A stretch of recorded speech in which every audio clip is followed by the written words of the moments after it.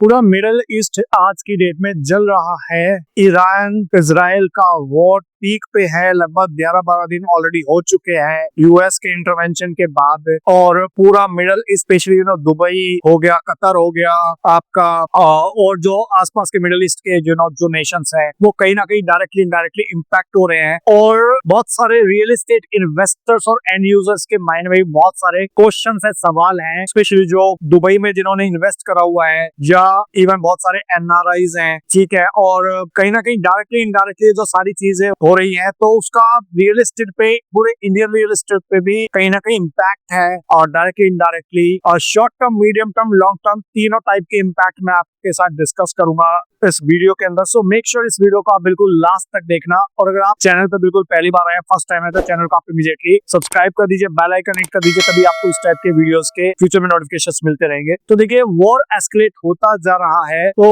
यहाँ पे Indian real estate के अंदर क्या मैसेज ये दे रहा है, क्योंकि जब भी मिडल इसके अंदर मिसाइल फ्लाई हो रही है, भले ही कोई भी देश हो यहाँ पे, ठीक है, मिडल ईस्ट का कोई बचा नहीं हुआ इससे। और ईरान के ऊपर जब उनके खमनई जी का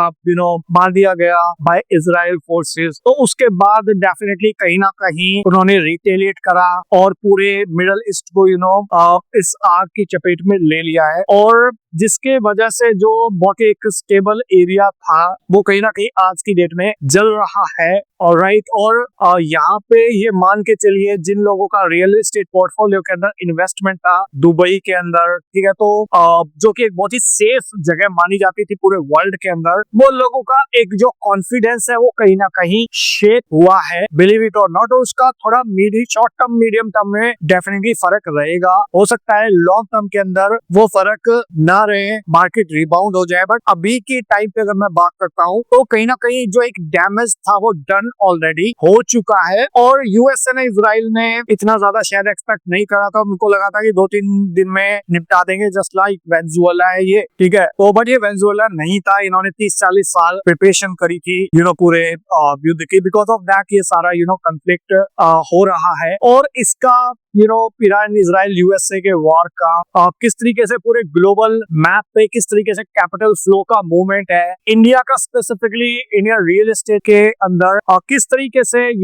निकल के आएगा, क्या उसका फायदा हो सकता है, नुकसान हो सकता है, ठीक है। तो वो मैं आपके साथ डिस्कस करूंगा यहाँ पे। तो देखिए, यहाँ पे बहुत सारे इन्वेस्टर्स ऐसे जो इंडियन इन्वेस्टर्स थे वो दुबई में इन्वेस्ट कर रहे थे, जहाँ पे उनको लग रहा था कि यार सेफ है, फ्यूचर में मूव कर सकते हैं या फिर कैपिटल एप्रिसिएशन आएगा, तो उनका भी एक कॉन्फिडेंस कहीं ना कहीं शेप हुआ है। तो उसका इनडायरेक्टली कहीं ना कहीं impact Indian real estate market को थोड़ा सा बेनिफिट हो सकता है शॉर्ट टर्म और मीडियम टर्म के अंदर। हो सकता है लॉन्ग टर्म के अंदर जब चीजें स्टेबलाइज होंगी तो कॉन्फिडेंस वापस आएगा। तो अगेन वहां पे जो काफी जो मूवमेंट था, इंडियंस जो है वो फर्स्ट या सेकंड नंबर पे थे जो दुबई में मैक्सिमम इन्वेस्टमेंट कर रहे थे, और बहुत सारे लोगों की इन्वेस्टमेंट है। तो यहाँ पे जो मल्टी फ्रंट जो कंफ्लिक्ट हो गई है, एयर स्ट्राइक्स चल रही है, सैंक्शन चल रहा है, ऑयल सप्लाई की थ्रेट्स हैं, ठीक है, और पूरे ग्लोबल मार्केट के अंदर कहीं ना कहीं वॉलेटिलिटी है,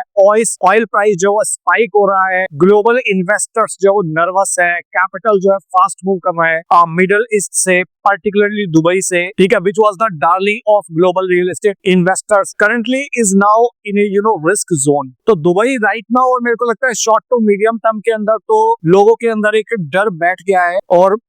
1 लाख प्लस यहाँ पे यूनिट्स है जो पाइपलाइन में, थोड़ी सी ओवर सप्लाई का रिस्क है कि अगर लोगों के माइंड में डर रहा तो इन्वेंट्री स्टेगनेंट हो जाएगी कुछ टाइम के लिए, और लग्जरी सेगमेंट थोड़ा सा स्लो होगा शॉर्ट टर्म में, रेंटल मार्केट भी थोड़ी सी वीक हो सकती है, और भी एनआरए भी कहीं ना कहीं थोड़ा सा short term to medium term के अंदर तो थोड़ा सा पॉज लेंगे, और वेट एंड वॉच की सिचुएशन के ऊपर है बहुत सारे इन्वेस्टर्स। अगर मैं इसका थोड़ा इंडियन रियल एस्टेट के ऊपर इम्पैक्ट बताऊं तो बहुत सारे लोग जो इंडिया से दुबई में इन्वेस्ट कर रहे थे उनका कहीं ना कहीं कॉन्फिडेंस शेप हुआ है। तो मेरे को ऐसा लगता है कि कुछ टाइम के लिए एटलीस्ट, अगर मैं 3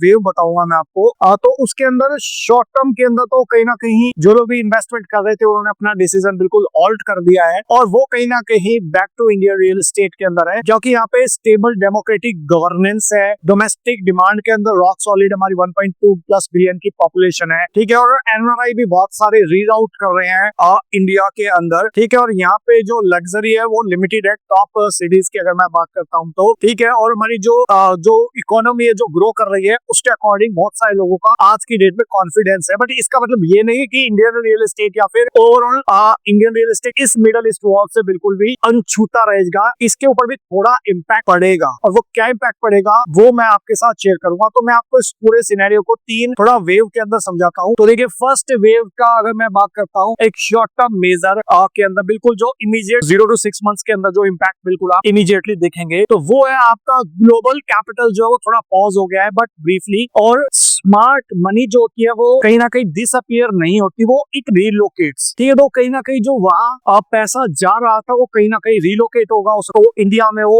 और किसी भी देश में हो जहाँ पे भी इन्वेस्टर्स को थोड़ा बेटर रिटर्न ऑन इन्वेस्टमेंट मिले। हो सकता है वो रियल एस्टेट में ना जाके हो सकता है शेयर मार्केट में जाए, गोल्ड में जाए, ठीक है, क्रूड में जाए, क्रूड अगर बढ़ेगा तो हो सकता है क्रूड में भी जाए, ठीक है। दूसरा, कंस्ट्रक्शन कॉस्ट इवन इंडिया के अंदर थोड़ी सी इंक्रीज हो सकती है शॉर्ट टर्म के अंदर, क्योंकि जो आपकी लॉजिस्टिक कॉस्ट है वो कहीं ना कहीं क्रूड के ऊपर डायरेक्टली और इनडायरेक्टली डिपेंड करती है। बिकॉज ऑफ दैट आपका steel, cement, logistics, oil price की वजह से कहीं ना कहीं शॉर्ट टर्म में इंक्रीज होगा। बिल्डर्स जो है वो नए लॉन्चेस थोड़ा सा स्लोली ग्रेजुअली प्रोसेस करेंगे, वो अपने मार्जिन को प्रोटेक्ट अगर करना चाहते हैं तो वो नए लॉन्चेस को थोड़ा होल्ड करेंगे, और वेट एंड वॉच की सिचुएशन है वहां पे भी कि थोड़ा एक बार क्लैरिटी आ जाए उसके बाद ही नई चीजें करेंगे। Buyers can get a temporary negotiation power, ठीक है, क्योंकि डेवलपर्स डेफिनेटली कैन बी थोड़ा सा little desperate to selling in this kind of situation. तो बायर्स के लिए हो सकता है जो अच्छी डील चाहते हैं उनके लिए एक अच्छा अट्रैक्टिव रेट यहाँ पे मिल जाए, हाँ, भले वो दुबई मार्केट में ले या गुड़गांव मार्केट में ले या इंडिया की किसी और मार्केट में ले, मुझे ऐसा लगता है इन्वेस्टर जो थोड़ा सा, जो एक्सपीरियंस इन्वेस्टर थोड़ा सा होल्ड करेंगे, सेलर्स जो वो थोड़ा सा कॉशियस होंगे, ठीक है, बट ये थोड़ा सा शॉर्ट 0 to 6 मंथ्स की स्टोरी है। अगर मैं थोड़ा मीडियम टर्म की बात करूँ, 6 से 18 महीने की अगर मैं बात करता हूँ, तो देखिए उस टाइम तक थोड़ा और ज्यादा बेटर तरीके से क्लैरिटी आ जाएगी, हो सकता है थोड़ी सी और स्टेबिलिटी आ जाए 6 से 18 महीने के अंदर। तो अगेन वहाँ पे जहाँ पे भी जिसको चाहे इन्वेस्टमेंट करना था तो एक बार क्लैरिटी होगी, थोड़ा कॉन्फिडेंस होगा, तो जिसको चाहे इन्वेस्टमेंट करना था, अगर किसी को दुबई में इन्वेस्टमेंट करना था तो वहां करेगा, ऑलराइट, और हो सकता है कि इंडिया से एग्जिट करके वहां पे करे, ठीक है, बट कहीं ना कहीं एक कॉन्फिडेंस तो शेक हुआ है लोगों का कि फ्यूचर में अगर ये वॉर जो लंबी चलती है, जैसा जो मिलिट्री कह रही है कि we are ready to prepare for a 6-year war also, अगर वो बढ़ती है तो किसी के लिए अच्छा नहीं है। हमने देखा है इन द पास्ट, इराक हो गया, सीरिया हो गया, तो वहां पे 6 साल 10 साल 20-20 साल तक वार्स चले हैं। तो अगर उतना लंबा हुआ और अगर ट्रम्प जिन्हें कहा कि जी हम तो बिल्कुल तबाह करके छोड़ेंगे ईरान को, तो डेफिनेटली पूरे वर्ल्ड में एक नेक्स्ट लेवल का रिसेशन भी लेके आ सकता है, ठीक है। और यहाँ पे अगर मैं बात करता हूँ 6 से 18 महीने की, तो Dubai is relatively A safer place. अभी थोड़ा सा टेम्परेरी बेसिस पे कहीं ना कहीं लोगों का कॉन्फिडेंस शेक हुआ है, बट फ्यूचर में मेरे को लगा 6 से 18 महीने में चीजें will be back on track, और वहाँ पे कुछ पार्ट जिसको वहाँ इन्वेस्टमेंट करना है वो डेफिनेटली वहाँ इन्वेस्टमेंट करेगा। इसके अलावा इंडिया के अंदर जो भी मल्टीपल मेट्रोज है, लाइक बैंगलोर हो गया, हैदराबाद, पुणे, मुंबई, दिल्ली, एनसीआर, नोएडा, वहाँ पे भी कुछ ना कुछ मूवमेंट शिफ्ट होगा इवन 6 से 18 महीने के अंदर, स्पेशली उन लोगों को जो थोड़ा सा ज्यादा फियर करते हैं और जिनको कॉन्फिडेंस नहीं है कि यार वहाँ पे दोबारा पता नहीं कब कहाँ क्या हो जाए। इजराइल हो सकता है 1 साल बाद दोबारा अटैक कर दे, क्योंकि पिछले जून के अंदर भी अटैक किया था इन्होंने, फिर अब फरवरी में 6 महीने के बाद दोबारा कर दिया, हो सकता है 1 साल के बाद फिर कर दे। तो जिनका जो फियर है, तो हो सकता है जब अगली बार भी अटैक होगा, ठीक है, जो नए लीडर आए हैं उसका भी ट्रम्प जी ने कहा कि I don't like it, I am not happy with it, तो हो सकता है 1 साल के बाद अभी वो टेम्परेरी सीज फायर ले और प्रिपेयर करे, क्योंकि उनका आर्म एम्युनिशन खत्म होता जा रहा है, जो भी उनके इंटरसेप्टर्स थे वो खत्म होते जा रहे हैं, तो वो थोड़ा सा टेम्परेरी पोज ले, 6 महीने 12 महीने के बाद अपनी प्रोडक्शन इंक्रीज करके वापस आए, ठीक है, 1 साल 1.5 साल के अंदर, जैसा हमने पहले देखा था जून के अंदर वापस दोबारा हुआ, ठीक है। तो हो सकता है 6 महीने 1 साल 1.5 साल के बाद वो दोबारा आए, और उस टाइम पे अगर दोबारा आते हैं तो बहुत सारे लोगों का जो डर है वो कहीं ना कहीं वो जायज डर है, तो हो सकता है बहुत सारे लोग वहां की जगह इंडियन रियल एस्टेट के अंदर इन्वेस्टमेंट करें, जहाँ पे भी उनको अपॉर्चुनिटी लगे, हो सकता है वो क्रूड हो सकता है वो गोल्ड हो या व्हाटएवर कंट्रीज और वेयर दे बिलोंग, कि यहाँ पे उनको थोड़ा अपना कैपिटल का सेफ्टी नजर आए। लॉन्ग टर्म की अगर मैं आप बात करूँ तो 18 महीने से और ऊपर की बात करता हूँ, ठीक है, तो उसके अंदर मेरे को लगता है कि लॉन्ग टर्म के अंदर अगर एक बार थोड़ी सी क्लैरिटी आ जाती है कि चीजें एक बार सेटल हो जाएंगी, ठीक है, तो डेफिनेटली वहां पे पूरी ग्लोबल इन्वेस्टमेंट डेस्टिनेशन के अंदर एक स्टेबिलिटी आएगी। बट कहीं ना कहीं ये जो टर्मोइल हुआ है उससे उभरने में हर एक देश को कहीं ना कहीं थोड़ा सा टाइम लगेगा, भले वो यूएई हो, गल्फ कंट्रीज हो, या इवन थोड़ा इंडिया के ऊपर भी डायरेक्टली इनडायरेक्टली इम्पैक्ट आ सकता है, क्योंकि जियोपॉलिटिकल रिस्क है, क्योंकि जो गैस की सप्लाई है वो कहीं ना कहीं हिंडर हो रही है। आज की डेट में हम देख रहे हैं कि मुंबई के बहुत सारे रेस्टोरेंट्स ने कहा है कि 2-3 दिन का हमारे पास स्टॉक बचा है, उसके बाद बहुत सारे रेस्टोरेंट बंद हो जाएंगे, ठीक है। और पेट्रोल अगर कहीं ना कहीं $200 पर बैरल अगर पार हो जाता है तो उसका कहीं ना कहीं डायरेक्टली इनडायरेक्टली हम सब की लाइफ के ऊपर पड़ेगा, ठीक है। और इसके अंदर अगर मैं बात करता हूँ तो लॉन्ग टर्म के अंदर चीजें स्टेबल हो जाएंगी, बट कहीं ना कहीं उससे उभरने में टाइम लग सकता है, भले वो कोई भी मार्केट हो। ओके, इसके अलावा अगर मैं बात करता हूँ यहाँ पे कि इस पूरे who will win and who will lose, तो मेरे को लगता है कि बहुत सारे जो